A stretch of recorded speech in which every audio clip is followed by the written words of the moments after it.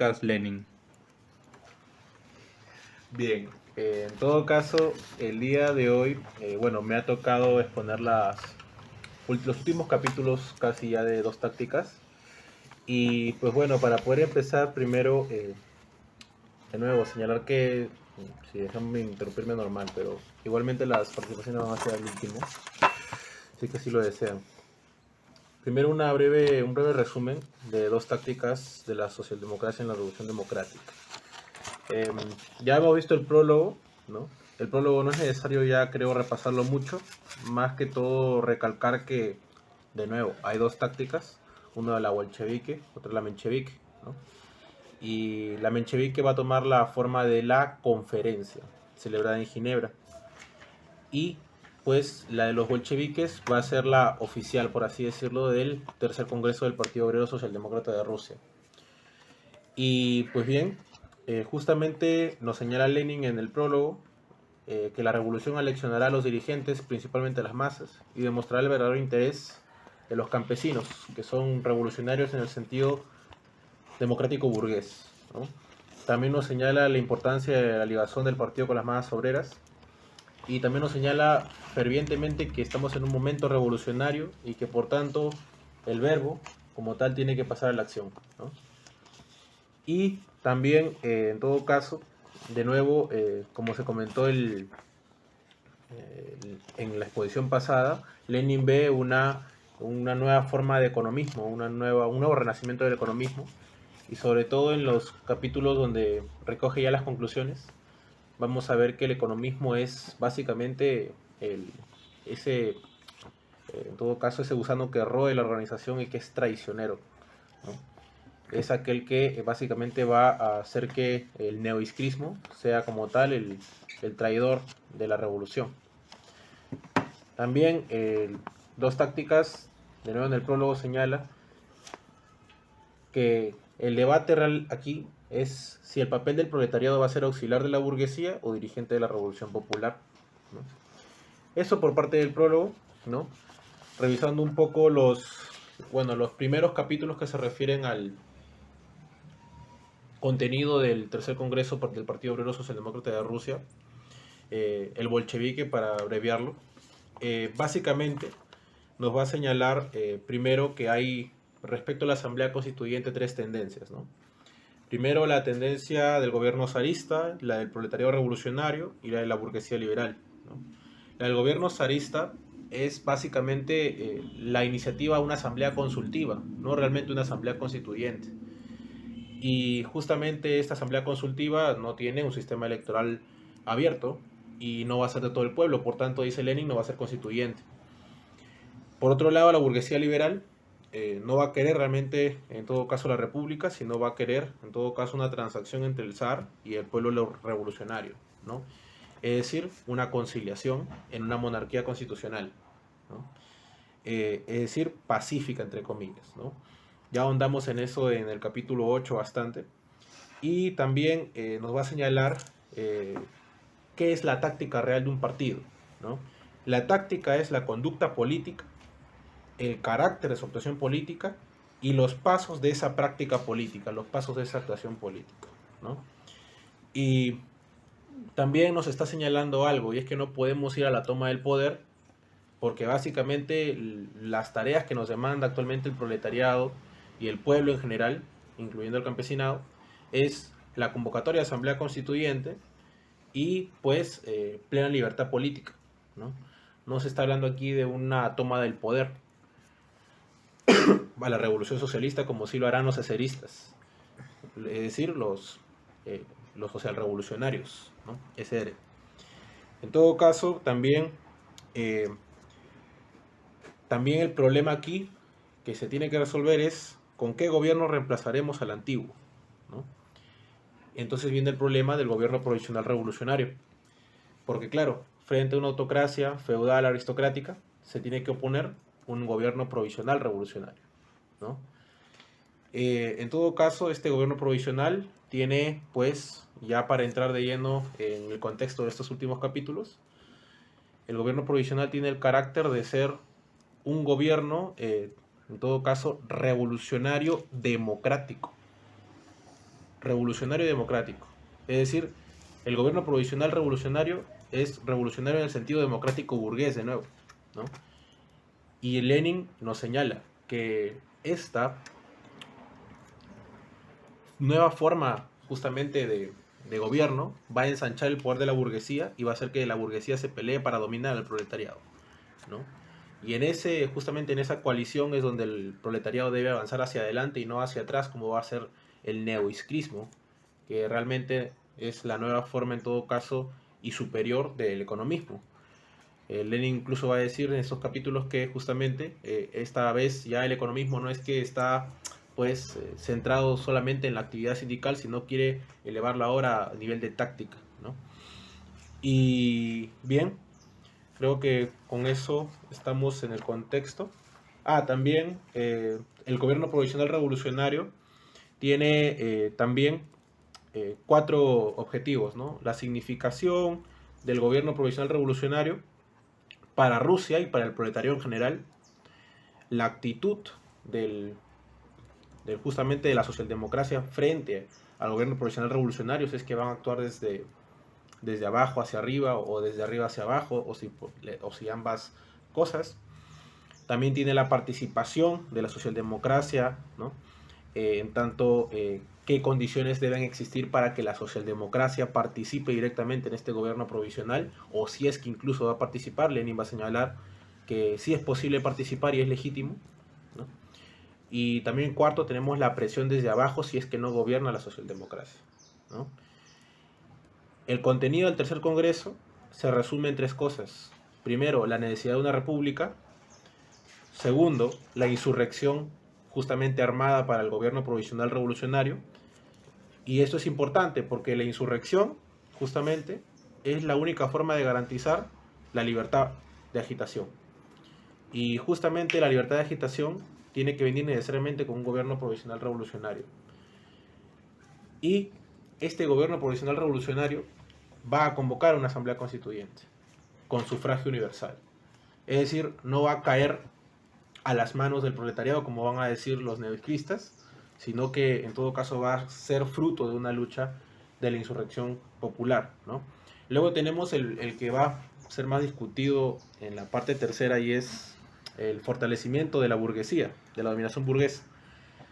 Para hacerle frente a este fortalecimiento que es inevitable en tanto el carácter de la revolución, tenemos tres formas para justamente hacer frente a este fortalecimiento de la dominación burguesa. La primera es el trabajo de agitación. La segunda, justamente, es la participación de la socialdemocracia en el gobierno, en tanto control justamente de los capitalistas, en todo caso las formas en las cuales van a pactar, ¿no? Y la tercera forma de combatir este fortalecimiento de la dominación burguesa, o hacerle frente, mejor dicho, es la independencia de clase, ¿no? Y la independencia de clase Lenin lo va a recalcar, ¿no? E incluso esa independencia de clase, vamos a ver que los neoizquilistas van a utilizarla para hacer una táctica meramente defensiva y no desde arriba, ¿no? Es decir, no quieren tomar como tal acción en la revolución democrática. Bien, en todo caso creo que eso ya serían todo el contexto que puedo yo darles para pasar de lleno a los capítulos. Ya por ahí en los capítulos iremos diciendo cosas que en todo caso hay que explicar de capítulos pasados igual, ¿no? Bien, esa es la importancia justamente del gobierno provisional revolucionario. Recordemos, no solamente una táctica defensiva de respuesta, sino también una táctica ofensiva, de arriba hacia abajo. El marxismo, dice justamente Lenin, no descarta eso, porque una revolución democrática debe justamente buscar, en todo caso, el partido del proletariado tiene que buscar acción dentro, no solamente defensivo, sino ofensivo, ¿no? Y justamente eso hay que recordar.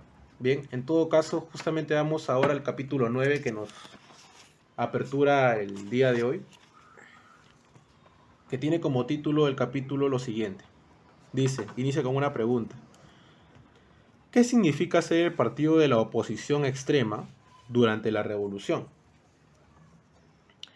Y inicia con una cita de los mencheviques en la conferencia y dice lo siguiente.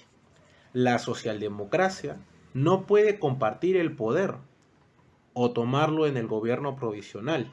Eso estaba en el primer párrafo, ¿sí? Justamente, ¿qué dicen los mencheviques? Dicen justamente que... un momento por aquí.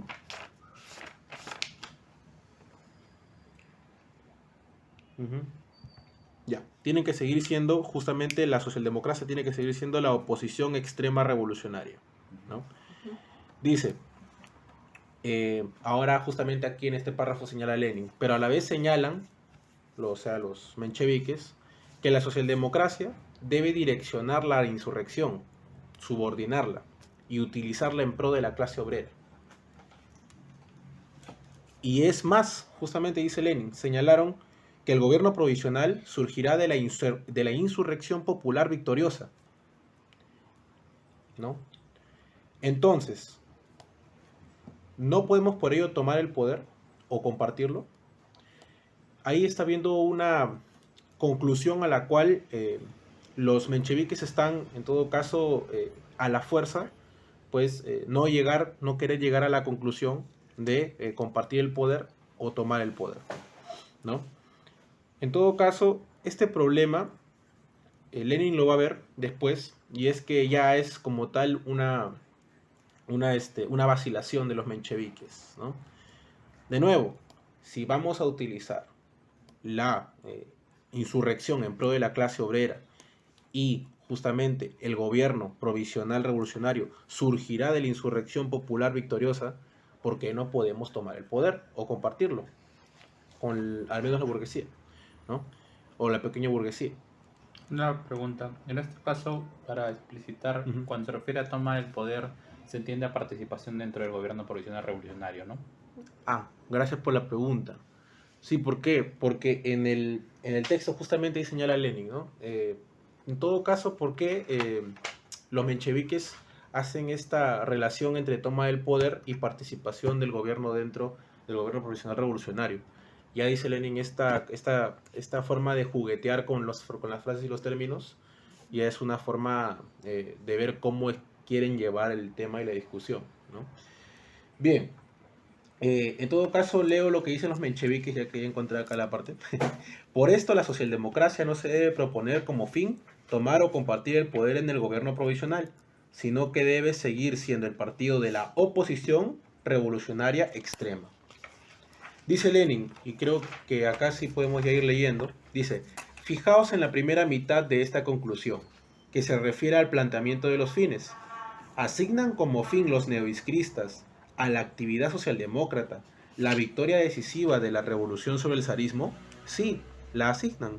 No saben formular acertadamente las condiciones de la victoria decisiva, desviándose hacia la formulación de Oswobodeni. Pero el fin indicado lo plantean. Prosigamos. ¿Relación con el gobierno provisional con la insurrección? Sí, lo relacionan de un modo directo, al decir que el gobierno provisional, entre comillas, surgirá de la insurrección popular victoriosa. Finalmente, pregunta Lenin, ¿se asignan el fin de dirigir la insurrección? Sí. Esquivan, como el señor Struff, recordemos burguesía liberal, reconocer que la insurrección es necesaria e impostergable, pero al mismo tiempo dicen, a diferencia del señor Struff, que, entre comillas, la socialdemocracia aspira a subordinarla a su influencia y dirección y a utilizarla en interés de la clase obrera. Cierra paréntesis. Qué coherente resulta todo esto, segundo párrafo, dice Lenin, ¿verdad? No asignamos como fin subordinar la insurrección de las masas proletarias. No. Nos asignamos. Nos asignamos como fin subordinar la insurrección de las masas proletarias y no proletarias a nuestra influencia, a nuestra dirección, utilizarla en nuestro interés. Ahora señala Lenin, por consiguiente, nos asignamos como fin dirigir durante la insurrección tanto al proletariado como a la burguesía revolucionaria y a la pequeña burguesía. Es decir, entre comillas, repartir la dirección de la insurrección entre la socialdemocracia y la burguesía revolucionaria. Ahora, hay que atender bien a esto que sigue, porque esa es la contradicción que va a decir Lenin, que es incluso anarquismo. Dice, nos asignamos como fin la victoria de la insurrección, la cual debe conducir a la instauración de un gobierno provisional, surgido de la insurrección popular victoriosa. Por esto no debemos asignarnos como fin adueñarnos del poder o compartir el mismo en el gobierno provisional revolucionario. Es decir, no tiene lógica. O sea, ¿cómo voy a decir primero que en todo el proceso yo estoy, en todo caso, influyendo a las masas y estoy presidiendo, las estoy direccionando y a la vez voy a dejar el poder? Pues bien, acá ya señala Lenin en justamente los siguientes párrafos: los mencheviques son vacilantes. Pactan justamente su posición es, en todo caso, está entre Struve, ¿no? Recordemos Struve, burguesía liberal, quiere pactar con el zar, que elude la cuestión de la insurrección. Recordemos capítulo 8 que decía, la insurrección no es necesaria sino inevitable, ¿no? La elude, como bueno, ya pues que se maten entre ellos. Y también vacila contra la posición anarquista. Y la posición anarquista condena las acciones desde arriba. En todo caso, ¿por qué es una posición anarquista? Porque ¿cómo es posible que yo direcciono todo el proceso y bueno, luego lo dejo porque no puedo estar en el poder? Es decir, es una influencia anarquista, ¿no? Una cuestión ahí, sería bueno puntualizar también a qué clase corresponde una posición de tipo anarquista, porque muchas veces se ve que muy diferente o indiferentemente la fraseología que adoptan ciertos grupos, se suele ver este carácter beligerante, sobre todo en términos de oposición de los elementos, entre comillas, más radicales dentro de ciertos sectores, como podrían ser los estudiantes. Y en términos concretos sabemos que ese es, como menciona Lenin repetidas veces, un carácter infantil, sobre todo de la pequeña burguesía. Claro, más bien aquí Lenin lo que va a desenmascarar, y eso justamente esa caracterización Lenin la hace con todas sus letras, va a decir más adelante, lo que hacen los neoizcristas es ser furgón de cola de los monárquicos constitucionales, es decir, de aquella burguesía liberal que quiere pactar justamente con el zar. Es decir, en la práctica son furgón de cola. Claro, pero una pequeña precisión. La pequeña burguesía puede, digamos, ser furgón de cola, o sea, puede ser arrastrada tanto por la burguesía liberal como tanto por el movimiento democrático proletario, ¿no? Claro. La contradicción que yo encuentro es cuando se trata sobre todo de la cuestión del poder, porque nuevamente citando el libro de Carr, recuerdo que había una frase muy particular que Carr la pone en labios de Lenin. Lenin mencionaba que los campesinos repetían: sí, somos bolcheviques, estamos del lado de los bolcheviques porque nos han liberado del zarismo despótico, es decir, de un estado centralizado. Pero no estamos con los bolcheviques cuando hablan de la organización de otro estado centralizado en razón de el estado soviético como tal. Respecto a este punto, un poco voy a hablar en el capítulo 10. Va a mencionar sobre... ¿Qué de esta frase? No está esa frase, pero esa cuestión de los campesinos con el proletariado está en la parte 10. Incluso se relaciona bastante con lo que él también dijo la vez pasada, de en qué momento hay como una cuestión voluntaria de que se cuestionan, pero que no es tan voluntaria porque están juntos en un fin que sería en este caso, como menciona Gonzalo, que caiga el zar, pero luego van a tener intereses particulares, ¿no? Y hay, bueno, sí, la cuestión que eso está en el capítulo. No, sí, eso me hace recordar una cosa muy paja que está, me parece, sobre la cooperación, donde Lenin agarra y dice textualmente, la pequeña propiedad engendra capitalismo. O sea, puede ser que los campesinos estén sometidos a un poder feudal y los veamos en términos inmediatos oprimidos, pobres, ¿no? Y adoptemos una posición de, básicamente, un misericordium, ¿no? Pobrecitos, la piedad y todo ese rollo. Pero a fin de cuentas, cuando se le da muchas facilidades al campesinado, cuando se cede en términos, por ejemplo la NEP, ¿Qué hizo el campesinado? Empezó a especular. ¿Y cómo tuvieron que resolverlo el gobierno soviético a partir de la colectivización forzosa? Y el kulak. El kulak, ¿no? Sí. Por eso no me sorprende, y siempre lo reafirmo, que las posiciones más pequeño-burguesas y más beligerantes de la federación sean las posiciones campesinistas. Sí, que creen que maoísmo es campesinismo puro y duro y que mi pueblo y todo ese rollo.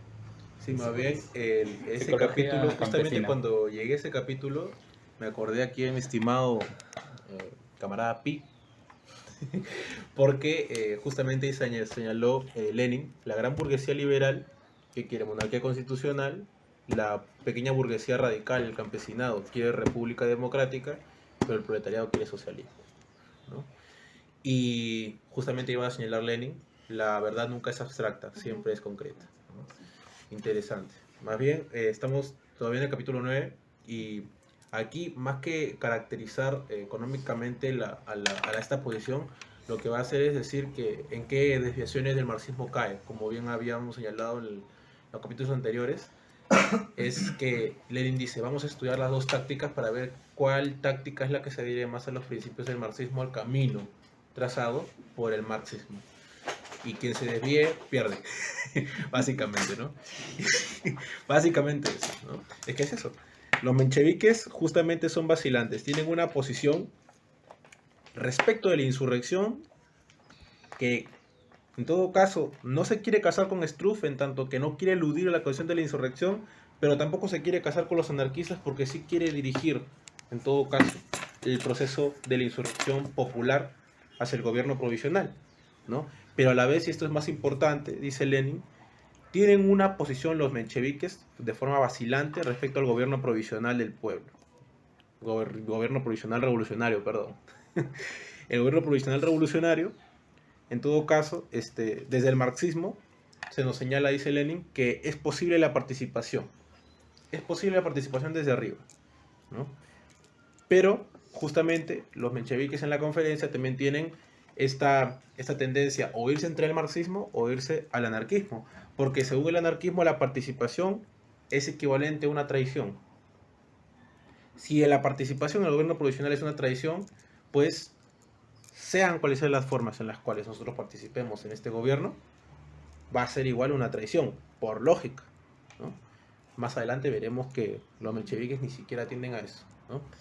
En todo caso, los mencheviques quieren dirigir la insurrección con tal de renunciar a ella. Y dice Lenin, vamos a ver dónde está esta cita para poder leerlo entre nosotros.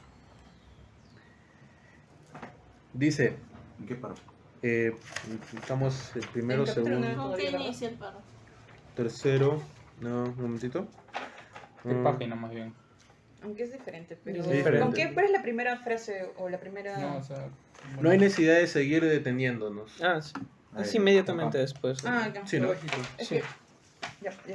No hay necesidad de seguir deteniéndonos en este embrollo. Será más útil examinar el origen de dicho embrollo en la formulación de este que reza así: seguir siendo el partido de la oposición revolucionaria extrema.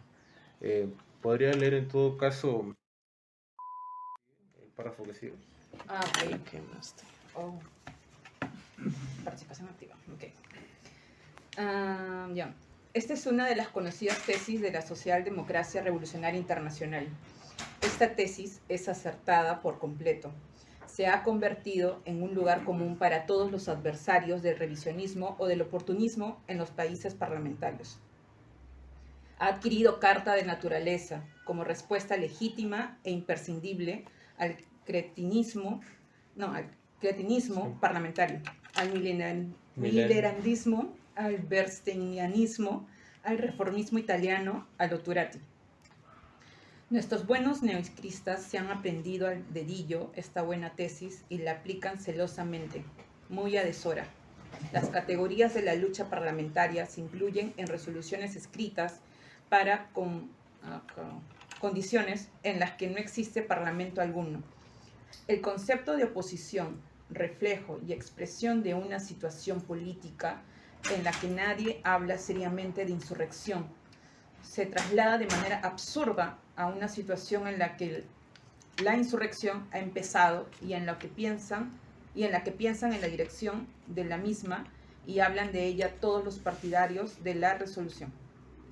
El deseo de seguir en la misma posición de antes, es decir, obrando solo desde abajo, se expresa de un modo pomposo y rimbombante precisamente cuando la revolución ha planteado el problema de la necesidad, en caso de victoria de la insurrección, de obrar desde arriba. Perfecto.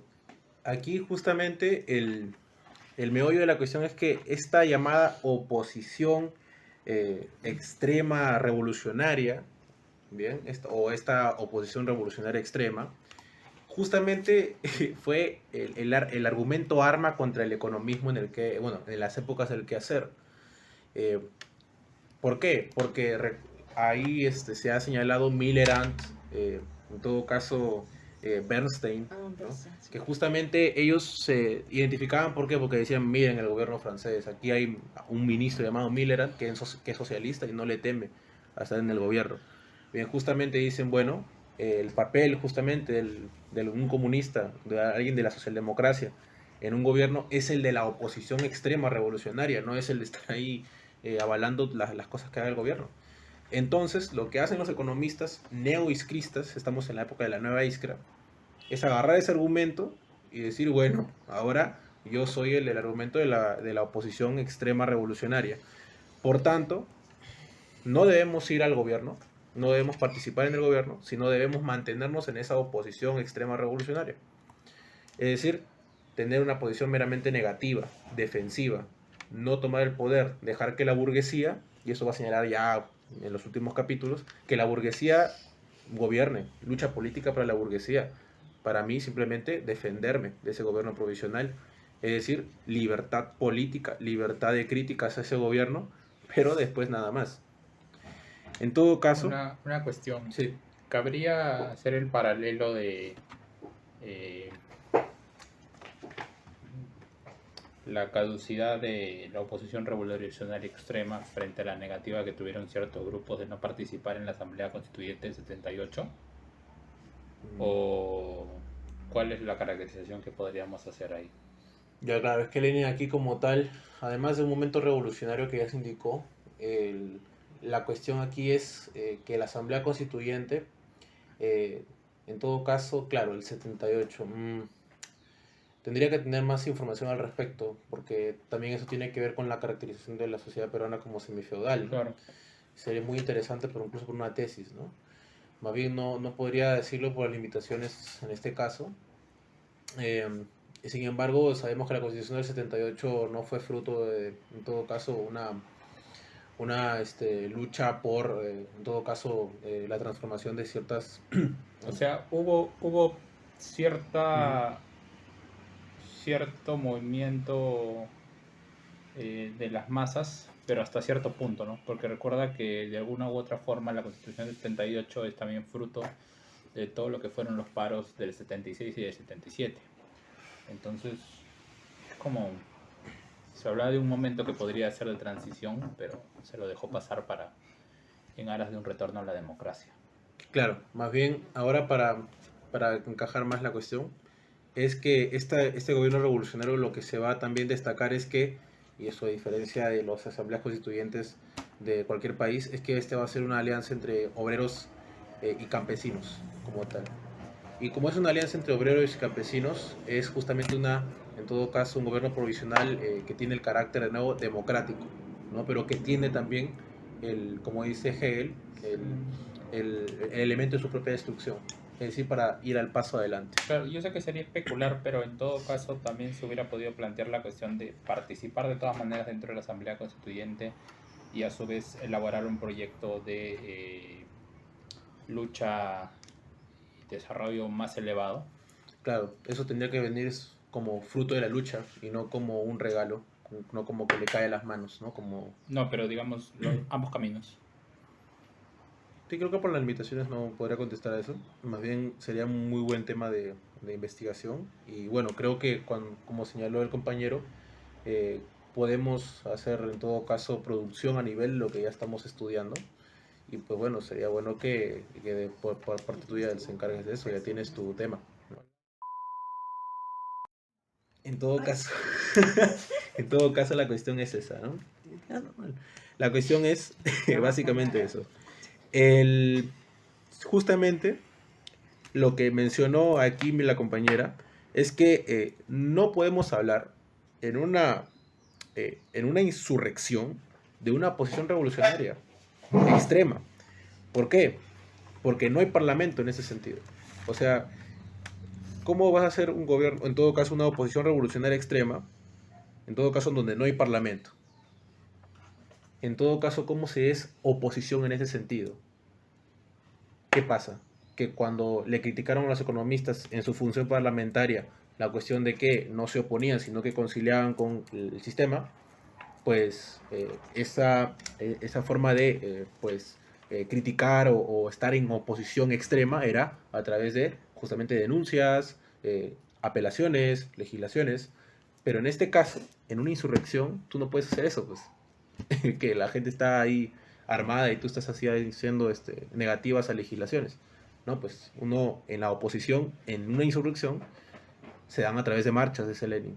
Se dan a través de, justamente, como señaló la compañera, manifestaciones en las calles, las interpelaciones, justamente, perdón, eso ya está en el siguiente párrafo, en las últimas líneas, dice, el último punto, después del párrafo que leyó la compañera, últimas líneas dice, no han pensado que, en las circunstancias de que se trata, las enmiendas se proponen por medio de las manifestaciones en las calles. Las interpelaciones se hacen mediante las acciones ofensivas de los ciudadanos armados y la oposición al gobierno se efectúa derrocándolo por la violencia. Es decir, no solo defensivo, sino ofensivo. Eso lo va a recalcar mucho Lenin. Entonces, para sintetizar, los mencheviques quieren dirigir la insurrección con tal de renunciar a esa insurrección. Y ahora vamos, en todo caso, a el siguiente párrafo. Bien, que nos dice lo siguiente, yo lo voy a leer. Del mismo modo que el famoso héroe de nuestra época popular repetía los buenos consejos precisamente cuando eran inoportunos, ahora también los admiradores de Martínov repiten las lecciones del parlamentarismo pacífico precisamente cuando ellos mismos consignan el comienzo de las operaciones militares directas, es decir, el parlamentarismo pacífico, oposición extrema revolucionaria. Dice Lenin, no hay nada tan curioso como esta manera de formular con aire de importancia la consigna de oposición extrema en una resolución que empieza aludiendo a la victoria decisiva de la revolución, a la insurrección popular. De nuevo, no hay ninguna relación. Reflexionen bien, señores, dice Lenin. ¿Qué significa representar el papel de la oposición extrema en la época de la insurrección? ¿Significa esto denunciar al gobierno o derribarlo? ¿Significa esto votar en contra del gobierno o infligir una derrota a sus fuerzas armadas en un combate abierto? ¿Significa esto negarse a llenar la caja del gobierno o significa esto apoderarse por vía revolucionaria de dicha caja para destinarla a satisfacer las necesidades de la insurrección, al armamento de los obreros y campesinos, a la convocatoria de la Asamblea Constituyente? ¿No empiezan ustedes a comprender, señores, que el concepto de oposición extrema no expresa más que acciones negativas, denunciar, votar en contra, denegar? ¿Por qué es así? Porque esta noción se refiere solo a la lucha parlamentaria. Y luego en la segunda pregunta dice, ¿empiezan a comprender ustedes tal vez que la cosa cambia radicalmente en este aspecto cuando el pueblo políticamente oprimido inicia el salto decisivo en todo el frente para luchar contra todas sus energías por la victoria? Creo que en esa línea se responde la pregunta que se hace unos... Claro. Sí. O sea, no tiene sentido hablar de... Más bien, no se renuncia a hacer la oposición extrema revolucionaria cuando se participa dentro de la Asamblea Constituyente, sino más bien se reafirma dicha posición. Claro, pero de nuevo, en esa Constitución del 78, más que negar justamente, o como dice Lenin, ¿no? En todo caso, denegar legislaciones, etcétera, también tenía que ir acompañado de manifestaciones, etcétera, etcétera, ¿no? Pero ya, de nuevo, en una condición de momento revolucionario, por eso es, claro. es diferente la cuestión, ¿no? Bien, en todo caso, Lenin va a señalar esto también y va a decir justamente ya, para pasar al siguiente capítulo, va a decir más adelante, ya en otros capítulos. Es decir, que los mencheviques quieren dirigir la insurrección, como dijimos, con tal de renunciar a ella y ceder todos los frutos de la insurrección a la burguesía. O sea, que vamos a seguir la insurrección popular, obtenemos el gobierno provisional revolucionario y que venga la burguesía. Ya yo no tengo nada que ver acá, ¿no? Es decir, la socialdemocracia renuncia como tal a continuar justamente con la revolución democrática. Interesante. Dejándole el paso a la burguesía. Ese justamente es el fondo, el kit de la cuestión de los mencheviques, ¿no? Capítulo 10. Las comunas revolucionarias y la dictadura democrática revolucionaria del proletariado y los campesinos. Este capítulo es muy rico. Muy rico en teoría también. En todo caso, los mencheviques ahora se desdicen. Es decir, de todo lo que dijeron, ahora ya no es que, bueno, de alguna forma pueden, no van a, de alguna forma, a gobernar en ningún sentido, se van a desdecir. Dice el primer párrafo, a ver, mi estimado Pi. Ya dijiste varios nombres en el audio. Sí, ¿no? Sí. ¿Sabes que lo puedes poner un pitido o algo? Sí, sí. Sí, entonces no sé. Pero no se iba a volver a grabar. Voy a poner su apellido. Supongo, pero... Pero ¿por qué no lo haces? No, como va a video? hacerlo como un podcast. Mejor prosigue. Ah, bueno, ya ese podcast. Creo que se va a cortar audio. Pero voy a cortar audio, Ah, voy a no, poner sí está pitido. grabando. Sí, sigue. ¿Puedo hacer sonidos especiales? Claro, claro. No creo que sería muy maduro de tu parte. Sí, compita. Sí, sí. Listo. En todo caso, Pedro. Primer párrafo. La conferencia de los neoizcristas no se ha sostenido en la posición anarquista a la que había llegado la nueva Iskra, solo desde abajo y no desde abajo y desde arriba. Lo absurdo de admitir la insurrección y no admitir la victoria y la participación en el gobierno provisional revolucionario saltaba demasiado a la vista. Por eso, la resolución hace salvedades y restricciones a la solución del problema ofrecida por Martínov y Martov. Analicemos estas salvedades expuestas en la siguiente parte de la resolución. Esta táctica, seguir siendo el partido de la oposición revolucionaria extrema, naturalmente no excluye en lo más mínimo la conveniencia de la toma parcial, episódica, del poder y de la formación de comunas revolucionarias en tal o cual ciudad, en tal o cual región, con el interés exclusivo de contribuir a extender la insurrección y desorganizar el gobierno. Perfecto. Aquí justamente Lenin va a señalar lo que en la reunión pasada más pues, se pudo rescatar de la obra, y es que Lenin pide claridad y señala que el pueblo necesita claridad. Señalándole estas cosas, lo único que se hace es generar más confusión, y la confusión sirve para alejar a la socialdemocracia, justamente el pueblo justamente de la socialdemocracia, pasar a las filas de ir a la cola justamente de la burguesía y abandonar su independencia de clase. Por tanto, vamos al análisis justamente de esta cita que mencionó el compañero respecto de, en todo caso, los mencheviques.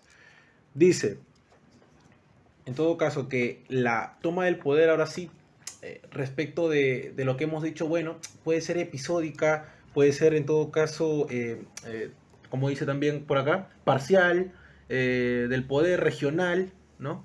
De tal o cual ciudad, de tal o cual región, con interés exclusivo de contribuir a extender la insurrección. Ya, acá hay demasiadas contradicciones. Porque si primero nos señalas que participar en un gobierno provisional es una traición, sean cuales sean las formas en las cuales se dan este gobierno, sería igual la traición. Por tanto, nos estás diciendo que, pues, participar es una traición, pero a la vez está justificado participar. Es decir, no tiene sentido. No hay claridad, ¿no? Dice, pero también, para colmo, nos señala que hay que extender la insurrección, desorganizando el gobierno. Dice Lenin ya en los párrafos siguientes, porque ya son muy largos, dice justamente que la confusión genera este tipo de palabrería revolucionaria. Por ejemplo, la de la comuna, ¿no? El tercer congreso señala claro y firme, en lugar de comuna revolucionaria, ir extendiendo la revolución poquito a poco de ciudad en ciudad, de comunas revolucionarias en comunas revolucionarias. El tercer congreso dice, lo que nosotros queremos es el programa mínimo, el gobierno provisional revolucionario, el gobierno general.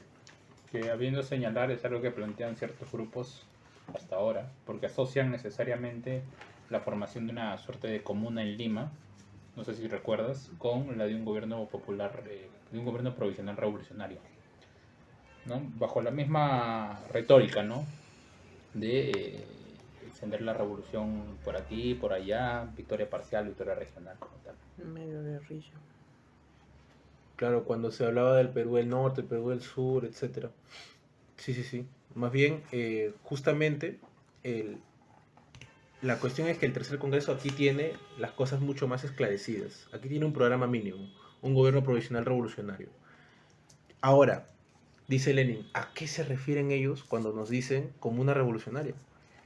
Si se refieren a la Comuna de París, pucha, ahí tiene una frase bien interesante. Ojalá lo podamos leer, si lo encontramos, a ver si alguien se lo encuentra. Acá tengo... Sí, ni siquiera yo sé cómo empieza, pero... No, pero más o menos cuál era la idea, porque...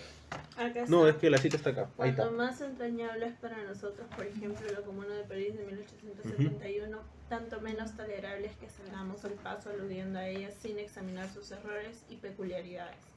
Esto significaría reproducir la absurda actitud de los blanquistas ridiculizados por Engels, quienes se prosternaban en su manifiesto de 1874 ante todo acto de la Comuna. Sí. Ahí. Sí, por favor. esa es la... Más bien Era señala bastante los últimos párrafos. ¿Qué dirá el participante de la conferencia al obrero que lo interrogue sobre esta comuna revolucionaria mencionada en la resolución? Le podrá decir únicamente que en la historia se conoce por dicho nombre a un gobierno obrero que no sabía ni podía en aquel entonces diferenciar los elementos de la revolución democrática de los de la revolución socialista, que confundía los objetivos de la lucha por la república con los de la lucha por el socialismo, que no supo lanzar una ofensiva militar enérgica contra Versalles, que cometió el error de no apoderarse del Banco de Francia, etc. En una palabra, tanto si se refieren a la Comuna de París como otra cualquiera, la respuesta será: fue un gobierno como no debe ser el nuestro. Buena respuesta, ni qué decir tiene. Cuando en la resolución se guarda silencio sobre el programa práctico del partido y se da una inoportuna lección de historia, no se revela debilidad revolucionaria, no se demuestra pedantería erudita, no se pone de manifiesto precisamente el error que en vano querían imputarnos, confundir la revolución democrática con la socialista, entre las cuales ninguna comuna ha establecido distinción. Perfecto. Entonces... Eso me hace recordar cuando en el 18 Brumario Marx menciona algo así como que dejar que los muertos entierren a sus muertos, y que los liberales ingleses y franceses se vestían con ropaje, o los ropajes, no me acuerdo de qué era, creo que era de los... creo que los ingleses era la Biblia y los franceses eran los republicanos romanos. Pero básicamente es esa idea, ¿no? Que también se encuentra, si no me equivoco, en Benjamin. Sí, más bien por eso señalé, de nuevo es una interpretación hacia locada, que el dos tácticas es como un hijito entre el 18 Brumario y el quehacer, ¿no? Porque eso también lo va a decir 18 Brumario. De nuevo, lo que tú mencionaste, esa cita del 18 Brumario, que los muertos entierran a sus muertos. La revolución tiene que sacar su poesía ya no del pasado, sino del futuro. Son muy buenos. Y justamente eso es lo que está diciendo Lenin, pero en ningún momento cita el 18 Brumario. O sea, eso es lo que más me detesté del texto, es que no me haya citado la cita del 18 Brumario, porque al parecer todo está hecho con justamente estos paraguas de Marx en el 18 Brumario. Podría ser incluso que vaya a ser justamente haya sido coincidencia por la metodología, que no sería la primera vez. Pero justamente lo que nos señala Lenin es, Comuna de París, este fue un gobierno como no debe ser el nuestro. Es decir, tenemos que sacar nuevas experiencias, ¿no? Necesitamos darle claridad al pueblo, va a decir después. En todo caso, esto detengámonos de nuevo en lo que decían los mencheviques. hay que extender la insurrección. Y van a continuar y van a decir, hay que extender la insurrección y desorganizar al gobierno como fin exclusivo de la socialdemocracia. Es decir, están insistiendo justamente en extender justamente la insurrección solo desde abajo, ¿no? Están insistiendo en la táctica de defensiva solo desde abajo.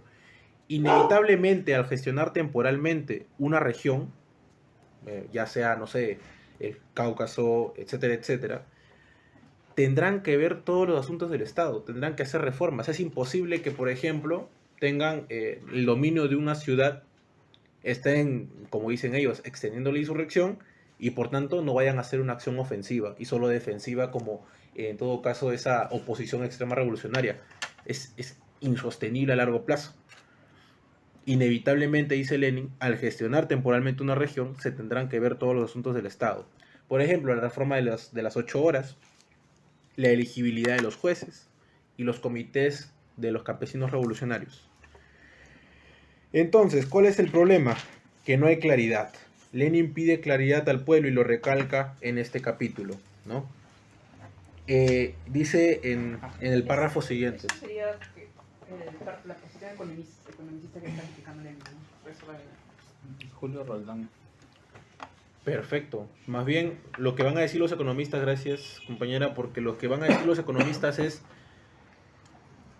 que venga la legislación de las 8 horas. Pero, ¿qué va a decir en todo caso el Congreso bolchevique? Que vengan las 8 horas, en todo caso, controlado por un gobierno revolucionario, ¿no? En todo caso, de nuevo, los economistas viendo más por la cuestión meramente económica y no viendo la cuestión de la lucha política.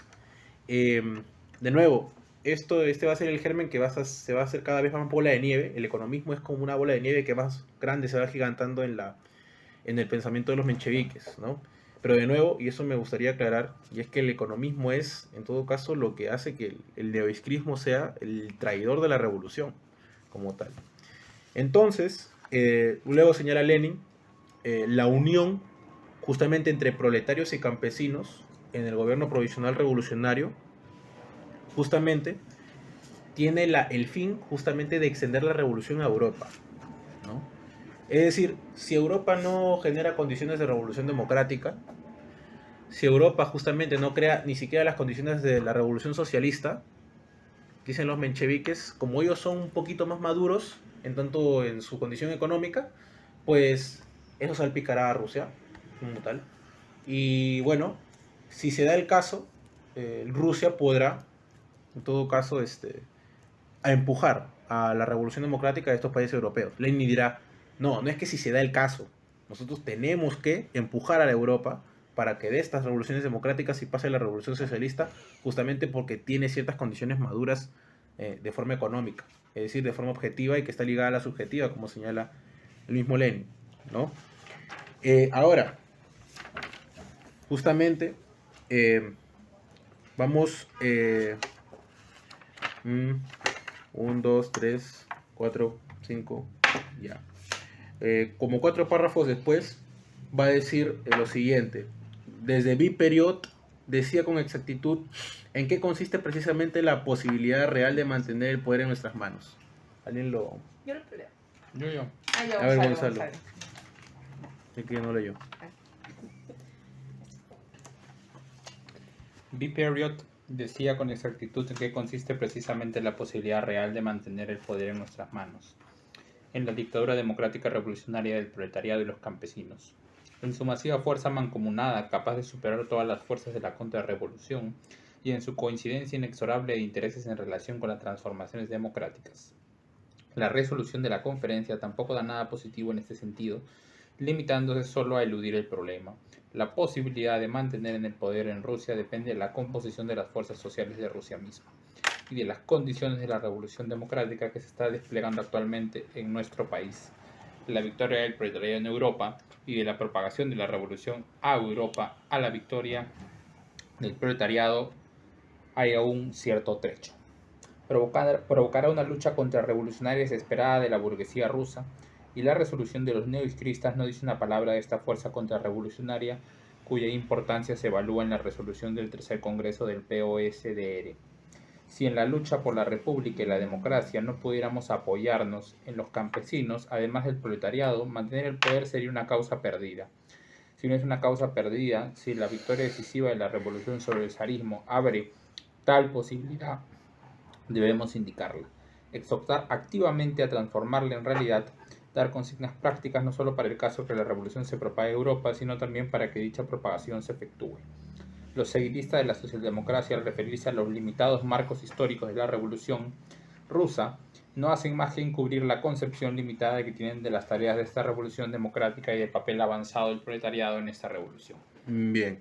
En esa última referencia, hacía referencia justamente a una cita de los mencheviques donde señalaba que justamente Rusia, como bueno, tiene estas limitaciones históricas, al no poder transformar de forma socialista la realidad nacional, pues podría beber de justamente la experiencia de las transformaciones socialistas a nivel de Europa. Pero de nuevo, eso hace justamente, nos señala que pues si se da la ocasión, vamos a ayudar a Europa a sus revoluciones, cuando realmente tenemos que hacerlo como tarea en todo caso histórica. Eso también refiere justamente a algo que Lenin critica en los capítulos anteriores, respecto de cuando está analizando sobre todo esta frase de la conferencia que es la lucha recíproca.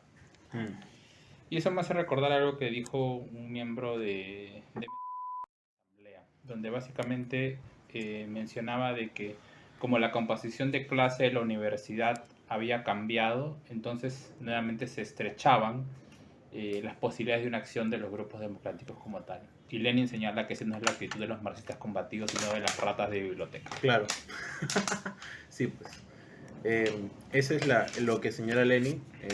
Más bien, la cuestión aquí es que de nuevo no hay claridad, ¿no? No hay claridad y Lenin señala, para el proletariado, para el campesinado, para el pueblo necesitamos claridad, ¿no? No quedarnos con frases vacías y huecas. Listo, y señala también que el proletariado y el campesinado tienen justamente que unirse, pero aquí va a haber otro debate. Y bueno, primero voy a explicar y luego vamos a leer el párrafo, ¿no? Esta unión justamente dice la nueva Iskra, los neoiskristas dicen, bueno, por eso a veces señalan que los mencheviques eran medio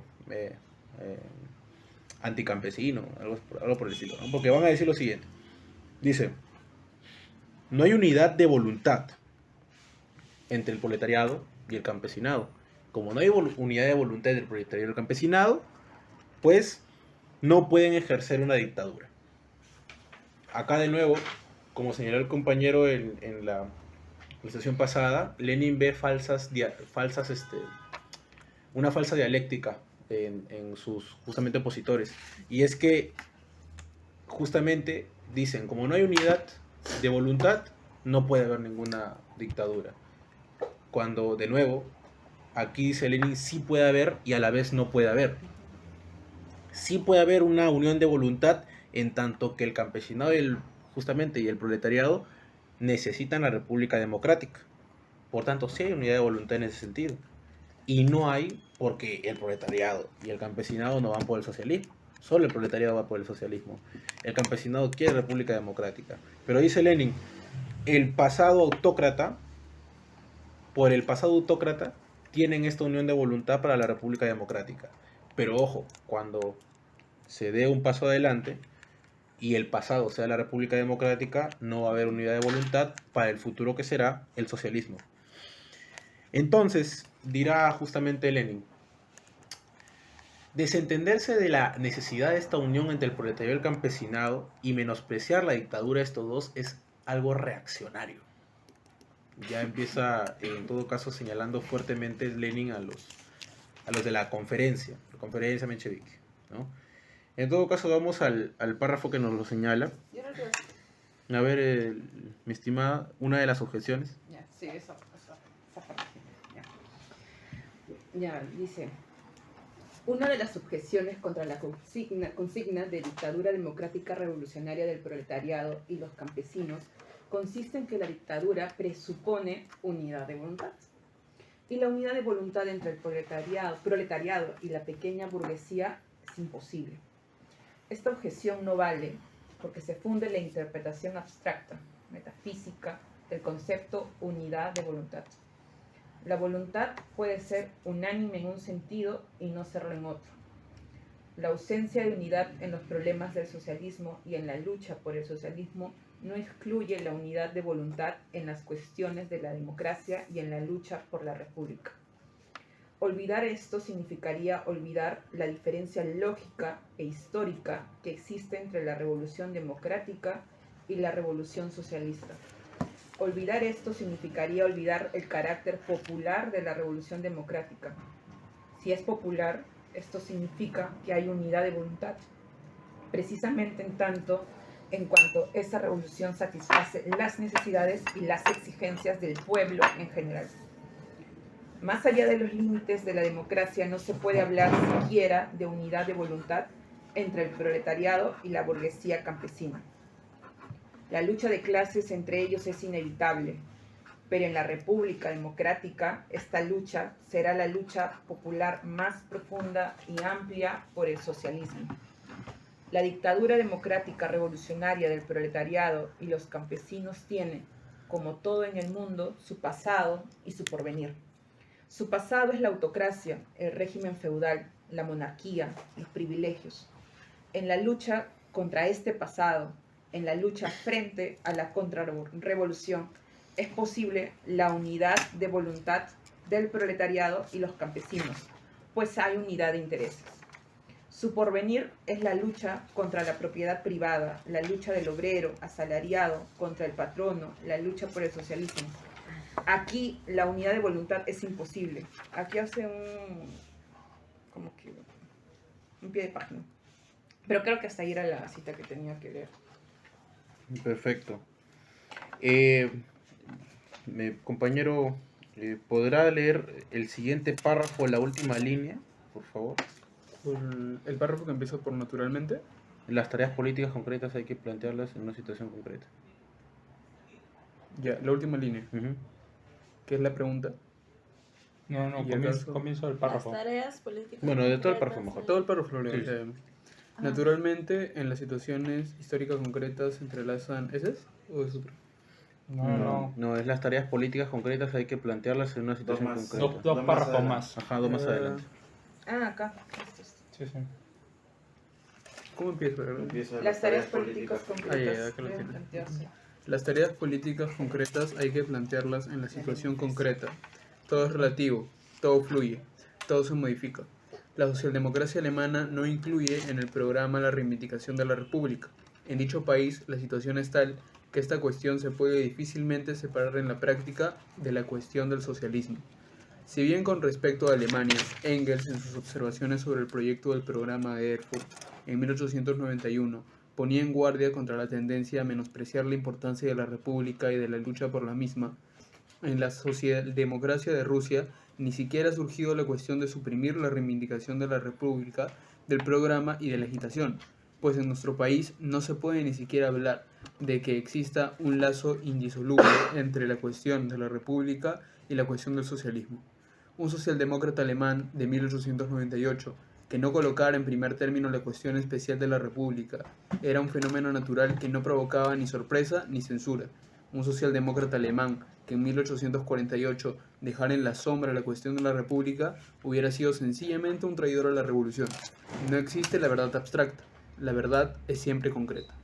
Perfecto. Sí, justamente ahí señala Lenin una lección de dialéctica, ¿no? En todo caso, lo que nos señala es, a fin de cuentas, pues bueno, todo es relativo, ¿no? Evidentemente no hay que tomarlo al pie de la letra. Recordemos que es en todo caso una... Claro, no hay que tomarlo al pie de la letra. Recordemos que esto es un folleto de nuevo, pues, para que justamente llegue y cale entre el pueblo. Más bien, lo que sí señala Lenin, que es justamente lo más profundo de este apartado, es la verdad no es abstracta, no es separada, ¿no?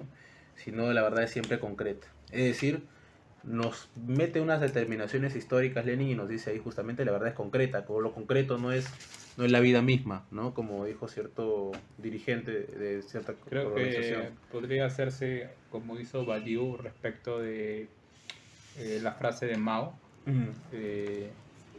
¿Cómo era? la rebelión se justifica, ¿no?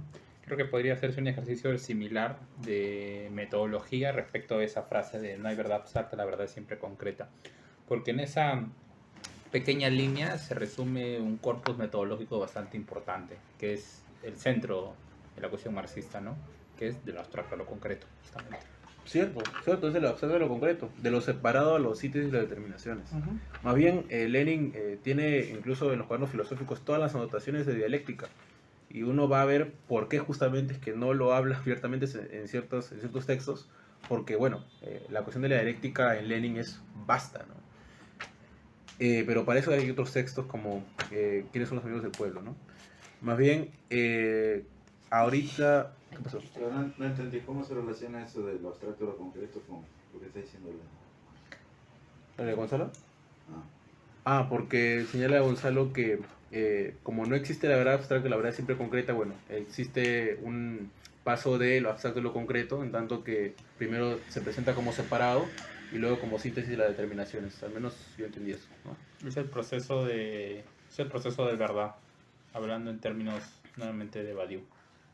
De Badiou. Claro, él habla del proceso de verdad, 4 procesos de verdad. La ciencia, la filosofía, el arte y el amor. Sí, creo. No me acuerdo. Está en psicoanálisis y filosofía. Va. Un dato interesante. Me tengo que ir. Uy, No. Ok, Sí, disculpen. Vale. no te preocupes, ¿todo bien? ¿Cuánto Sí, tiempo, sí, todo bien. ¿cuánto tiempo transcurre? Como Son una las hora. 7. Ya pasó como 2 una horas. Ya, Ah, entonces claro, no 2 sé. horas desde que llegaron brutales. Sí, yo opino que hay que seguir la metodología que se propuso, que es primero la exposición y luego los comentarios para así poder luego participar Está bastante rico esto de comentar. teóricamente. Muchas gracias. Chao, doctor. No te olvides mi libro el próximo sábado. ¿Va a haber todavía una sesión más? Claro. Sí, una más. Sí, falta Carolina. Y como va Julio, creo que van a haber 2 sesiones más. No. Los podcasts duran así 3 horas, 4 horas. Quiere tener más videos en su canal, ¿no? Ya. No, pues eso también le da un toque picaresco al asunto. Como la habitación de Henry Spencer. Claro. Henry Spencer no hace cortes. Pues. Pasado. Chao, cuídate. ¿Sabes cómo abrir, no? Un botoncito. Presiona el botoncito. Vas a ser el único podcast de internet donde por un lado Lenin, por otro lado se menciona a Henry Spencer. Ya, listo. Entonces, observaciones rápidamente. De nuevo, gran burguesía liberal está por la monarquía constitucional, de nuevo por la naturaleza conciliadora de la burguesía liberal, también por la pequeña burguesía radical, por el lado de la pequeña burguesía radical, que es el campesinado, quieren una república democrática, y por el lado del proletariado quieren socialismo. Las comunas históricas también se ponen en la observación, confundían revolución socialista con revolución democrática. Vamos al capítulo 11. Breve comparación de algunas resoluciones del Tercer Congreso del Partido Obrero Socialdemócrata de Rusia y de la conferencia. Es decir, acá va a haber una comparación, si se quiere un cuadro comparativo entre el Tercer Congreso bolchevique y la conferencia menchevique. Pues un poco más, estás corriendo bastante. Perdón. En todo caso, en el Tercer Congreso se dice, bueno, no vamos a leer ya porque no para ir de lleno al capítulo 12. No, sí, normal. Aunque el 11 y el 12 son cortos, ¿no? O sea, Sí, pues. el 10 era el más... No, yo me refería a la cuestión de los comentarios. Verdad. Primero la pulpa de lo que... Es que De la lectura. cada cuestión sale ahí una cuestión, por ejemplo, confunden revolución democrática y revolución socialista, literalmente lo sé, mis manos. No, claro, pero lo decía en el sentido de que hay que... Eso lo anotamos Lo anotas en un y post-it. para que luego Claro. para que el fuego luego fluya. Eso se llama ¿Cómo se llama? distribución de ideas. Ya, qué bueno. Sigamos. Dice, en el Tercer Congreso bolchevique se daban justamente la propuesta de las 8 horas por vía revolucionaria. Por parte de la conferencia menchevique se dan las 8 horas, como mencioné antes, de forma legislativa, de forma, en todo caso, economista, ¿no? Es decir, y ahí es donde señala Lenin, de nuevo hay un surgimiento del economismo. Dice también, el gobierno provisional revolucionario es la propuesta del tercer congreso bolchevique. Del gobierno provisional saldrá la asamblea constituyente. De la conferencia menchevique, justamente la asamblea constituyente será también obra, puede ser también obra, dice los mencheviques, de una decisión, de un apartado representativo del gobierno. Es decir, literalmente llegan a decir que va a caer en manos, puede caer en manos del pueblo. Entonces, dice justamente aquí Lenin que hay que todavía ver cuál es la acción política abierta que va a diferenciar a los bolcheviques de los mencheviques. Dice, la cuestión sobre el tercer congreso es que los bolcheviques en su acción política abierta van a aprovechar sociedades legales, que estas sociedades legales van a ser el futuro punto de apoyo del partido, ¿no? Dice, por favor, ¿alguien puede leer del tercer párrafo? A ver, yo. ¿Cuál de...? De la capítulo 11. ¿Cómo empieza? La cuestión? de la acción Ajá, la cuestión de la acción política abierta. Yo. Yo estoy buscando. Acá está. Sino que acá lo pone como el problema de la acción Ok, política ok. manifiesta. misma chola donde te dan de cabeza. Racista. El problema de la acción política manifiesta. El tercer congreso tiene en cuenta un próximo cambio radical de nuestra actividad. En modo alguno se debe abandonar la actividad clandestina y el desarrollo del aparato clandestino. Esto sería hacer el juego a la policía y vendría como anillo al dedo al gobierno. Pero ahora tampoco puede menos de pensarse ya en la acción manifiesta. Hace falta preparar enseguida las formas convenientes de esta acción y por consiguiente organismos especiales menos conspirativos para este fin. Hace falta aprovechar las asociaciones legales y semilegales para convertirlas en la medida de lo posible en puntos de apoyo del futuro Partido Obrero Socialdemócrata Legal de Rusia. Bien. Dice Lenin más abajo, el segundo párrafo, dice, es completamente absurda la decisión de someter, perdón, mejor hay que leer todo el párrafo porque si no, no se entiende. Dice, primero lo explico para después leerlo y tener una idea y poder leerlo fluido. Básicamente, la conferencia menchevique en su acción política abierta, dice Lenin, va a ser como un literato que hace un borrador y sus notas, ¿no? ¿En qué sentido? En el sentido de que, pues, literalmente los de la conferencia llegan a decir, pues bueno, le recomendamos al Partido Obrero Socialdemócrata pues que ponga nuestros literatos ilegales, los vuelva legales a las revistas. ¿Y esas revistas cuáles son? Las revistas liberales. Es decir, puede ser incluso las que son afines a Osbopozhenia, ¿no? En todo caso, dice colocar literatos legales en las revistas liberales legales y someterlas a la influencia de la socialdemocracia. Dice Lenin, pues bueno, primero pruébenlo ustedes, ¿no? A ver cómo les va con Osbopozhenia y ahí nos cuentan, ¿no? Y también dicen algo también absurdo, y dice en la conferencia que también la acción política abierta debe ser dirigir los clubes revolucionarios de los obreros, ¿no? Es decir, los clubes revolucionarios de los obreros tiene que ser justamente quien debe dirigir esos clubes, el Partido Obrero Socialdemócrata de Rusia, la socialdemocracia. Y bueno, ya van a ver que Lenin dice, ¿a qué se referían con estos clubes? Alá lo sabrá, ¿no? No sabemos. Pero bueno, también dice que justamente la acción política abierta de los menches tienen justamente un trabajo entre los campesinos, ¿no? Y justamente señalan que los campesinos no deben ser parte del gobierno provisional revolucionario, sino hasta que se convoca la Asamblea Constituyente y se convoca comités de campesinos revolucionarios. Ahora sí podemos leer mejor, con más detenimiento en la lectura del texto y de forma más rápida. Por favor, alguien que comience con también en esto la conferencia fragmenta.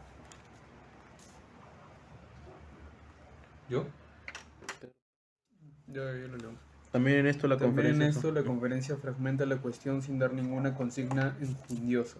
Resalta sobre todo el ridículo encargo, dado la comisión de organización por preocuparse de colocar a los literatos legales.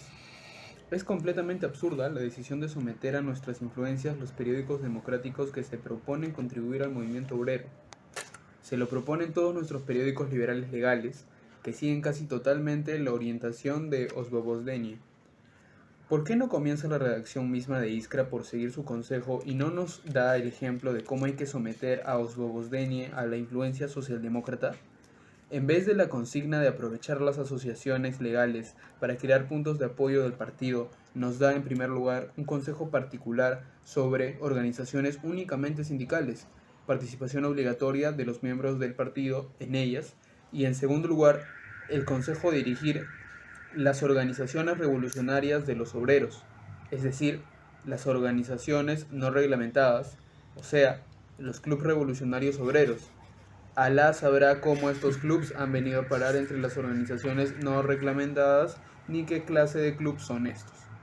En vez de directrices exactas y claras del organismo supremo del partido, vemos unos retazos de pensamiento y un borrador de notas de literato.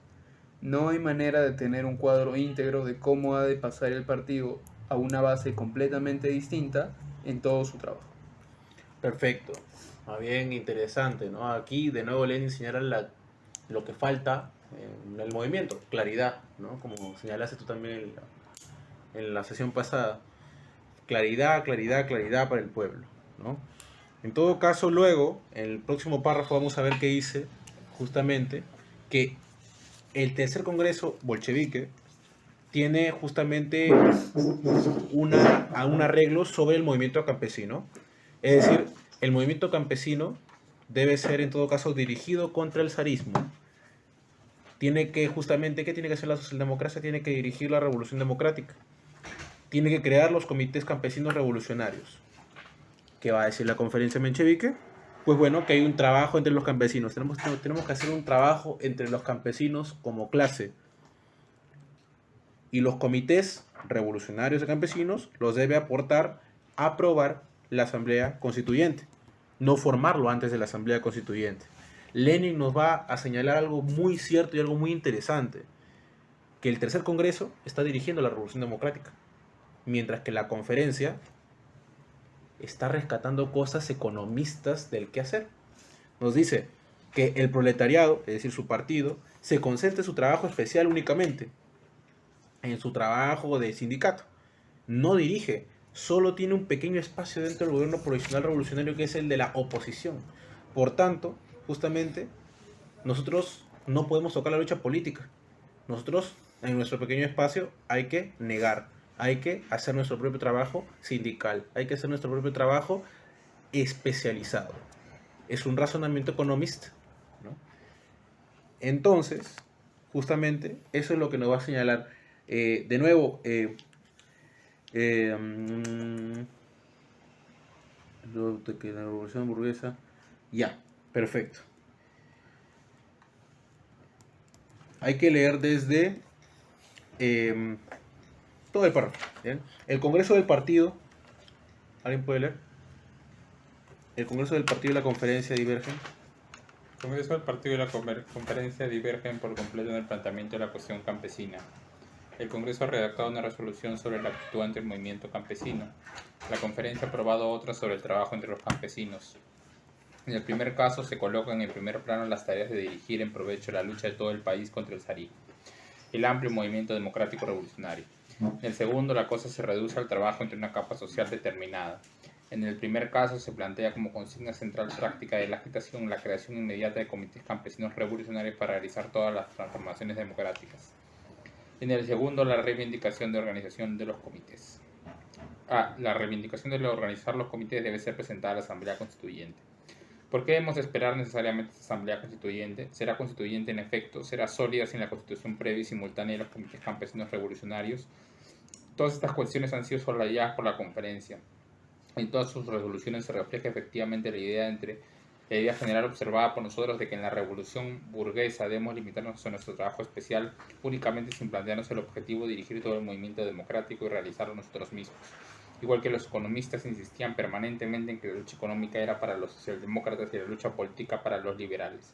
Así insisten también los neoiskristas en todos sus razonamientos en que nosotros deberíamos un modesto rincón al margen de la revolución burguesa y que la burguesía es la que debería llevarla a cabo activamente. Perfecto. De nuevo el razonamiento economista. Luego, y este es algo interesante, y acá Lenin va a agarrar los mencheviques, en el sentido de que, pues, también los mencheviques y los bolcheviques se ponen una actitud frente a qué, a lo que sería pues el papel del pueblo para con la burguesía. Es decir, cómo yo puedo llegar a un acuerdo con la burguesía, qué, en todo caso, condiciones especiales tengo que dar por sentado para que la burguesía pueda ceder ante mí, porque de nuevo es un gobierno provisional revolucionario, está bajo control obrero y campesino. ¿Qué condiciones van a haber para yo poder transar con la burguesía? Pues bueno, dice Lenin, y esto ya lo voy a leer yo, ¿no? Justamente la resolución del tercer congreso, dice Lenin, esto está en el siguiente párrafo, habla de desenmarcar toda estrechez e insuficiencia del movimiento burgués de liberación. Es decir, a la mínima que veamos que, pues evidentemente está conciliando con la monarquía, pues se le pone la condición, no vas a hacer esto, ¿no? Sin embargo, hay en los mencheviques, en la conferencia, hay otra táctica, no de desenmascarar, sino de unos pasos a seguir para que, en todo caso, la burguesía, pues, de alguna forma diga, bueno, te acepto esto, esto de aquí, esto de acá, esto de acá, por tanto ya puedes pactar conmigo. Una fórmula, es decir, como una lista de cosas que debe cumplir la burguesía para que pueda transar justamente con el gobierno provisional. ¿Y cuál es esa fórmula? El papel de tornasol, así se llama. El papel de tornasol es una línea de demarcación entre los burgueses buenos y los burgueses malos, básicamente. Y justamente este papel de tornasol lo crea Starover. Justamente que él partía de una idea muy buena, dice Lenin, y era de que Starover al menos quería que justamente la burguesía, ¿no?, pues tuviera, ¿no?, condiciones mucho más severas, condiciones mucho más propias de una dictadura, ¿no? Condiciones en todo caso que le sean duras a la burguesía. Pero ¿qué hizo él? Pues dijo básicamente, bueno, si la burguesía nos acepta esto, esto y lo otro, por ejemplo, el sufragio universal, igual, directo y secreto, pues evidentemente ellos lo que van a hacer justamente es aceptarnos esto y no nos van a boicotear. Bueno, ¿qué pasó? Que los boicotearon. Los boicotearon completamente y bueno, no habían pasado ni 2 años, dice Lenin, y el papel de tornasol demostraba ya su ineficacia. De la consigna del sufragio universal se apropiaron justamente los elementos de Oswald Bosdeni. Y recordamos este papel del sufragio universal, secreto, etcétera, que se apropia de Oswald Bosdeni. Oswald Bosdeni al final pacta o intenta pactar con la monarquía constitucional, ¿no? En todo caso, lo que ahora exigen los mencheviques, dice Lenin, y eso está en el siguiente párrafo, dice, y leo y cito, ¿no? Dice, ahora los neoizquilistas presentan condiciones aún más severas, exigen, entre comillas, de los enemigos del zarismo, la burguesía, apoyar de una manera enérgica e inequívoca toda acción decisiva del proletariado organizado, e incluso hasta una participación activa en la causa del autoarmamento del pueblo. La línea de la marcación ha sido llevada mucho más allá, dice Lenin, y a pesar de todo, ya ha quedado anticuada otra vez, ha demostrado inmediatamente ser inservible. ¿Por qué, por ejemplo, falta la consigna de la República? Ahí es donde los agarra. Bueno, sí, nos ha dicho sí que básicamente puede ser para el armamento del pueblo. Si no me transas con el armamento del pueblo, bueno, yo no voy a transar contigo. Pero no le ponen como condición a la burguesía que sea realizable la República, que tiene que ser una condición indispensable de la República para poder tratar con la burguesía. Y eso no es algo casual, dice Lenin, eso es algo, en todo caso, ya de principio, ¿no? Seguimos. Justamente dice Lenin, ¿por qué falta la consigna de la República? Ese requisito.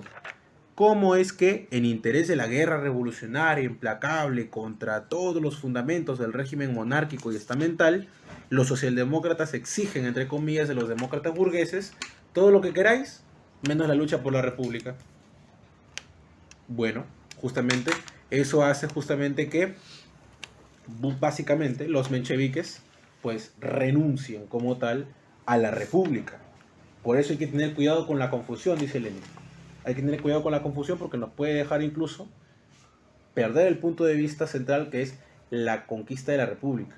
Luego más adelante va a señalar Lenin que esto no era casual, porque al final esto ya se va a desarrollar en el capítulo 12, y es que, para cerrar, literalmente va a decir, bueno, como postre, y cita en francés y todo Lenin, como postre tenemos este informe, y ¡pam!, señala un informe en el cual señala que un bando de los mencheviques, afín, señala que, bueno, estamos en contra como conferencia, estamos en contra de lo que sería, pues, el gobierno provisional revolucionario.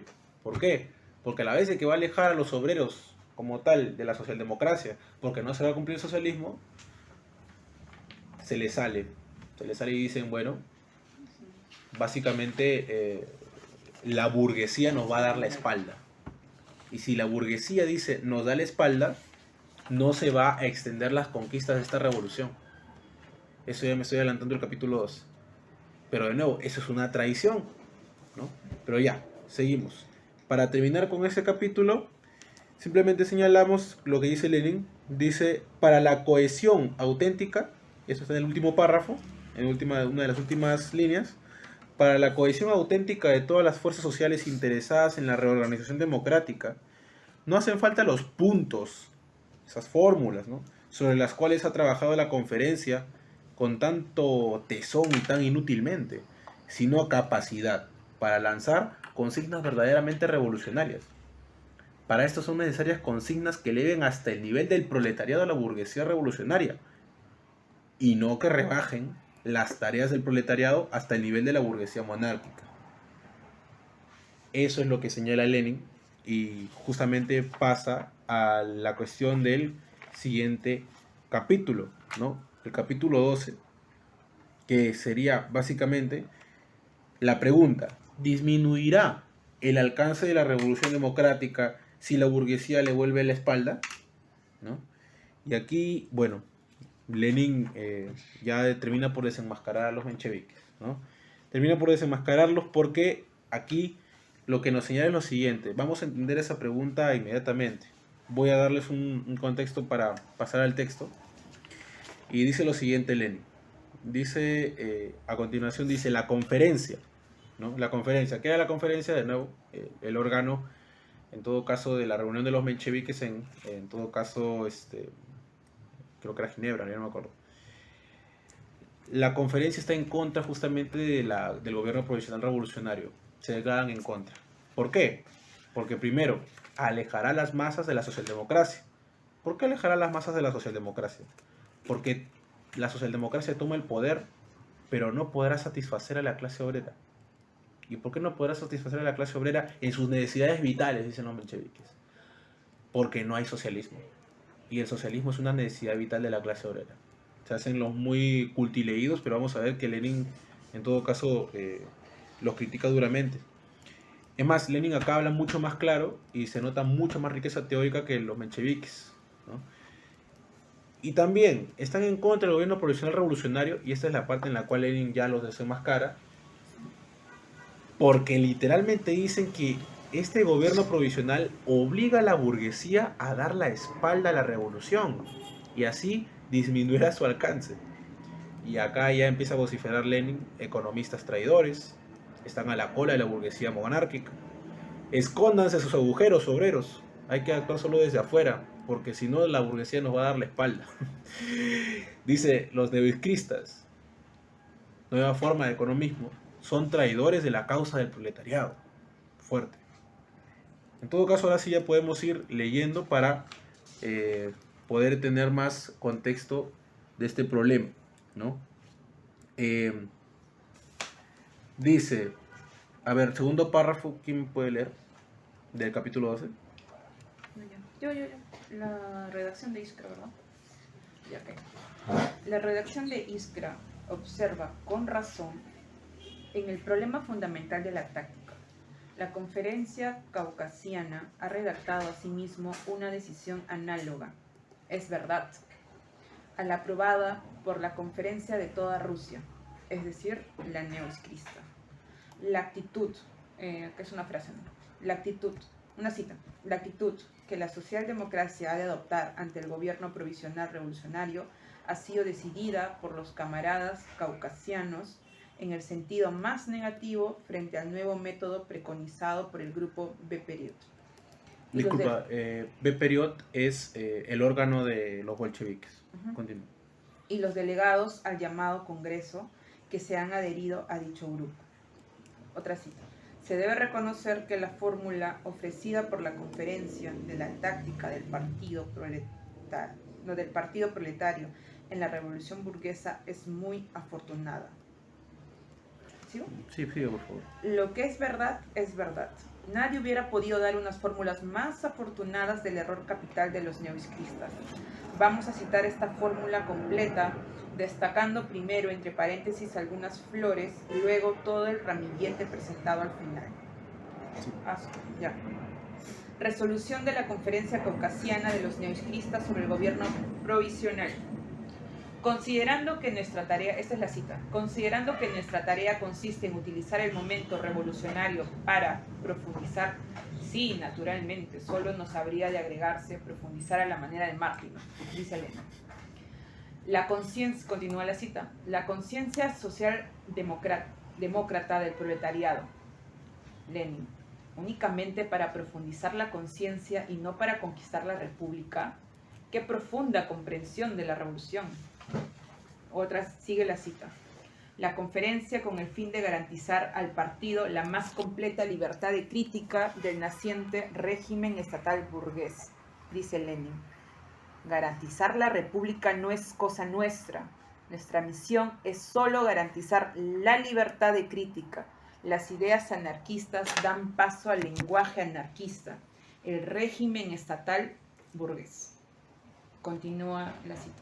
Se declara contra la formación de un gobierno provisional socialdemócrata y contra la entrada en el mismo.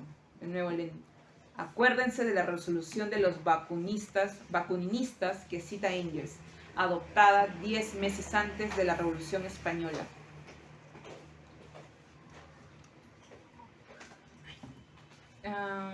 Véase Proletari, número 3. Continúa la cita. Y estima que lo más conveniente es ejercer desde fuera, Lenin, desde abajo y no desde arriba, la cita, una presión sobre el gobierno provisional burgués para democratizar tanto como sea posible. Lenin, ¿qué es eso? El régimen estatal. La conferencia estima que la formación de un gobierno provisional por los socialdemócratas o su entrada en este gobierno alejaría, por una parte del Partido Socialdemócrata, a las grandes masas del proletariado, a las que el partido habría decepcionado, pues la socialdemocracia, a pesar de la toma del poder, no podría satisfacer las necesidades vitales de la clase obrera hasta que se plasme el socialismo. La república no es una necesidad vital. Los autores no advierten en su inocencia que emplean un lenguaje puramente anarquista como si negasen la participación en las revoluciones burguesas.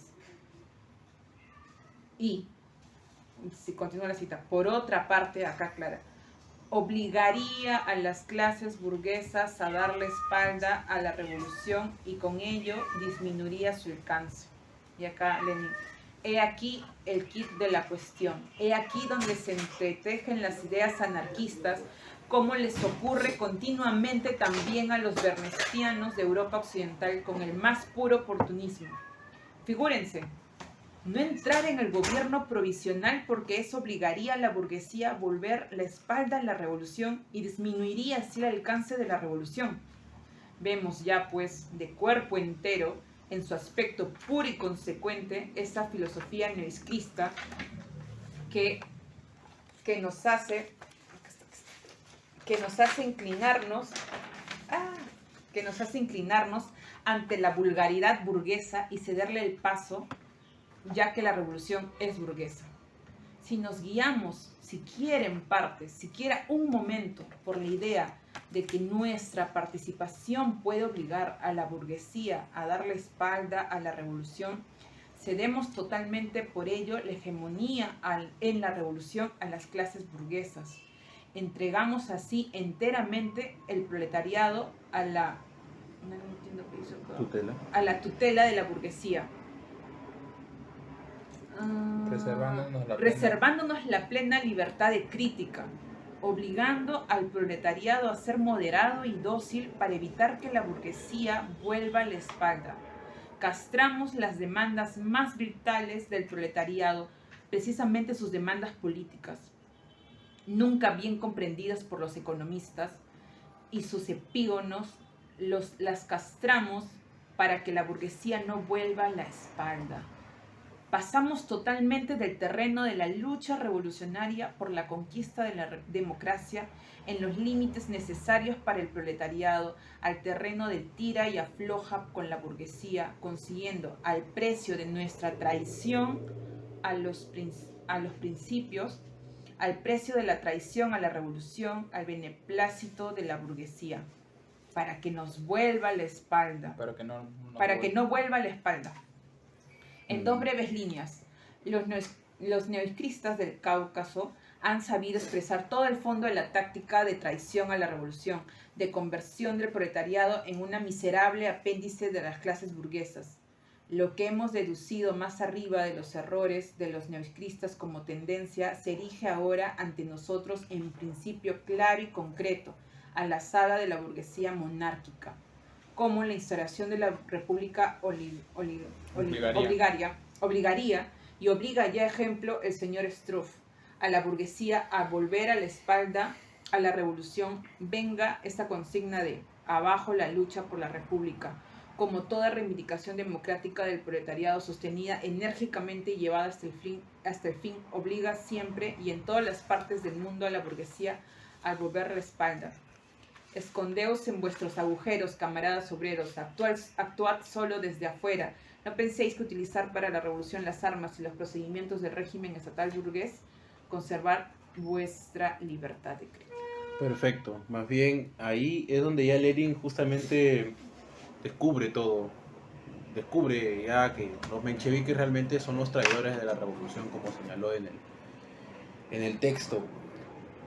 Justamente va a decir, el error de comprensión aquí es del término revolución burguesa, y justamente aquí de nuevo va a venir, como ya hemos visto, de nuevo una tendencia del economismo, la tendencia del economismo de nuevo a relegar la lucha política a la burguesía y la lucha económica al proletariado como tal. Y eso es renunciar a la república y estar a la cola de la burguesía liberal que pacta con la monarquía, en todo caso zarista, es decir, justamente la burguesía que en todo caso es conciliadora. En todo caso va a decir mi estimado Marx lo que Lenin. No, sí, Marx abajo, Lenin, lo que va a decir Lenin, perdón, es una cita de Marx, ¿no? Es básicamente la de, pues, esta gente al parecer, estos vulgarizadores del marxismo, no han meditado jamás en las palabras de Marx sobre la necesidad de reemplazar las armas de la crítica por la crítica de las armas. Es decir, en lugar de esa oposición de palabra, esa oposición de verbo, una oposición de acción. De nuevo, en lugar de estar diciendo frases huecas y vacías sobre su propia oposición, tienen que justamente hacerla realidad, hacerla efectiva. Y Lenin justamente va a citar la experiencia de Marx en Alemania, cuando justamente en todo caso los hegelianos de izquierda y también en todo caso los defensores de la democracia, pues simplemente se dedicaban a decir frases huecas sobre la libertad, la solidaridad, etcétera, y señalaría Marx justamente que no solamente es justamente necesaria la crítica, el arma crítica, sino también la crítica de las armas, ¿no? Entonces, después, de lo que leyó la compañera, luego sigue el error fundamental, quien me había olvidado, ahora ocurre lo mismo, estos vulgarizadores del marxismo. Luego viene, si a consecuencia de la entrada de la socialdemocracia, Y ahora vamos a leer lo que dice la pregunta. Dice, ¿lo oís, obreros rusos? El alcance de la revolución será mayor si la hacen, a menos que los socialdemócratas no les hagan volver la espalda. La revolución será mayor si la hacen los señores Struff, que no quieren obtener la victoria sobre el zarismo, sino pactar con el zarismo. El alcance de la revolución será mayor si de los dos desenlaces posibles señalados más arriba por nosotros, es el primero el que se realiza. Es decir, si la burguesía monárquica llega a entenderse con la autocracia sobre la base de una constitución a los Shipov. ¿Qué significa eso? Una constitución simplemente teatral, ¿no? Entonces, eso va a señalar justamente Lenin en este capítulo, y va a señalar lo siguiente ya en el párrafo. A ver, vamos a ver. En el párrafo, bueno, uno de los últimos párrafos, que dice, está en itálica, ¿bien? Creo que ustedes lo tienen. No, acá ¿También lo tienen en itálica? Acá sí, el proletariado debe llevar a su término. Ajá, perfecto. ¿Alguien lo puede leer? ¿Lo has visto? Sí. A ver, ¿puede leer? El proletariado debe llevar a término la revolución democrática atrayéndose a las masas del campesinado para aplastar por la fuerza la resistencia de la autocracia y contrarrestar la inestabilidad de la burguesía. El proletariado debe llevar a cabo la revolución socialista atrayéndose a las masas de elementos semiproletarios de la población para quebrar por la fuerza la resistencia de la burguesía y contrarrestar la inestabilidad del campesinado y de la pequeña burguesía. Tales son los objetivos del proletariado, tan estrechamente concebidos por los neoizquierdistas en todos sus razonamientos y resoluciones sobre el alcance de la revolución. Perfecto. Ahí, justamente, luego va a señalar Lenin, ya para finalizar, el problema del campesinado, ¿no? ¿Por qué cuestionan tanto la unión del campesinado? Si realmente, justamente, sin el campesinado no se puede hacer realidad la revolución democrática. Por tanto, justamente, el campesinado como tal sí representa parte de esa pequeña burguesía, pero también hay elementos semiproletarios dentro del campesinado.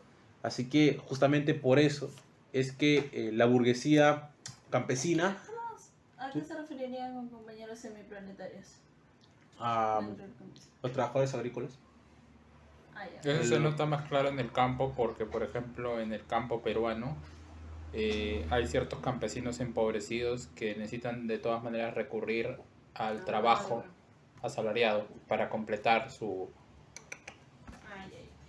¿no? Claro. Pero es eso. Si bien ese es un ejemplo bastante particular, que es el trabajo estacional, justamente por el tema de la poca fertilidad de la tierra y también... ¿cómo es? La distribución, pero no necesariamente por una acumulación, también puede suceder por la cuestión repartición de la tierra entre las propias familias. Sí, más bien Lenin señala eso en el prólogo y dice: los campesinos revolucionarios en el sentido democrático burgués, pero que llevan latente en sí no la idea de la socialización, sino una nueva idea de lucha de clase. Y esta lucha de clase entre la burguesía campesina y el proletariado rural. A eso se refiere Lenin con elementos semiproletarios entre las filas de los campesinos. Dice Lenin, justamente por el carácter vacilante de esta burguesía campesina, es que el proletariado necesita su propio partido independiente.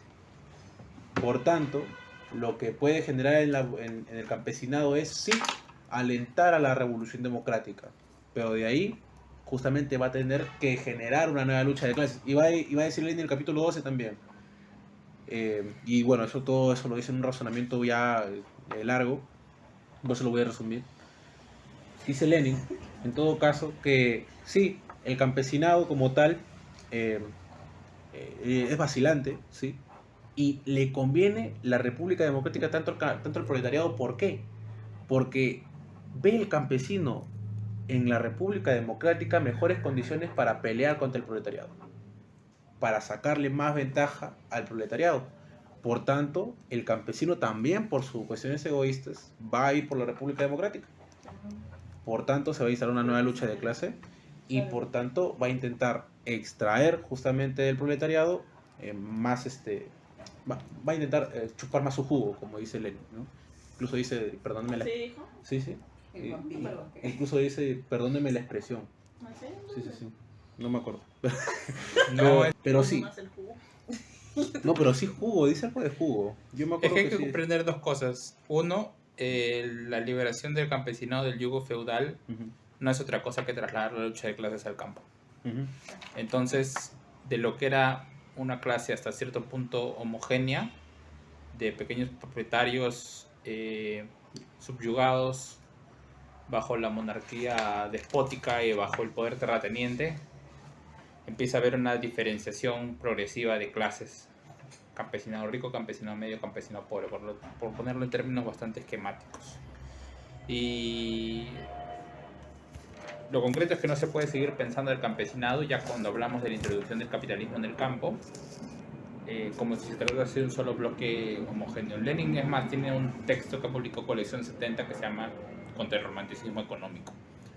Y eso, hay que tener mucho cuidado. Sí, más bien, justamente como decía, el campesinado por ende va a ser vacilante.